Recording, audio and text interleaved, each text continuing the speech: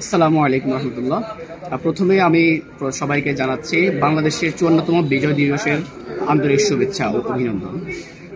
আজকে এই 54 বছরে এসে আমরা আসলে কতটুকু আমাদের প্রত্যাশা পূরণ হয়েছে।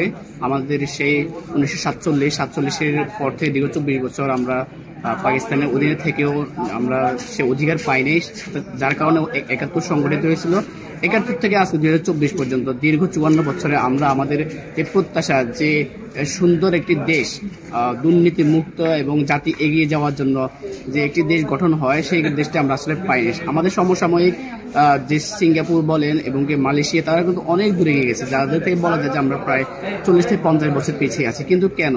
আসলে আমরা আগামী যে বাংলাদেশ চাচ্ছি, বর্তমান জেন জেড এবং আগামীতে আসবে জেনারেশন আলফা, আসলে আমরা জেন জেড হিসেবে আমি যেটা বলতে চাই, আমাদের যে বাংলাদেশটা গঠন করতে হলে আমরা চাই দেশ থেকে আগে দুর্নীতি মুক্ত করতে হবে। দুর্নীতি হচ্ছে আমাদের দেশের মূল উন্নয়নকে আটকে রাখার মূল একটি চাবি। এই জন্য আমি বলতে চাই দুর্নীতি আগে আমাদেরকে দুর্নীতি থেকে মুক্ত হতে হবে। এবং বিশেষ করে যে দুর্নীতি করতেছে, আসলে আমরা শিক্ষিত, আর আমরা যারা শিক্ষিত হচ্ছে তারাই। আমাদের 1971 সালে লুঙ্গি পরে ছিঁড়া গেঞ্জি গায়ে দিয়ে তারা কিন্তু দেশ স্বাধীন করেছিল। কিন্তু আমরা এভাবে কোর্ট রায় এবং শিক্ষিত হয়ে আমরা দেশকে একদম দুর্নীতিগ্রস্ত করে নিজের স্বার্থের জন্য দেশকে ধ্বংস করে দিচ্ছি এবং গোটা প্রজন্ম একটি দেশকে আমরা পরাধীন করে দিচ্ছি। অর্থাৎ স্বাধীনতা আমরা অর্জন করেছি, কিন্তু আমরা স্বাধীনতা রক্ষা করতে পারি নাই।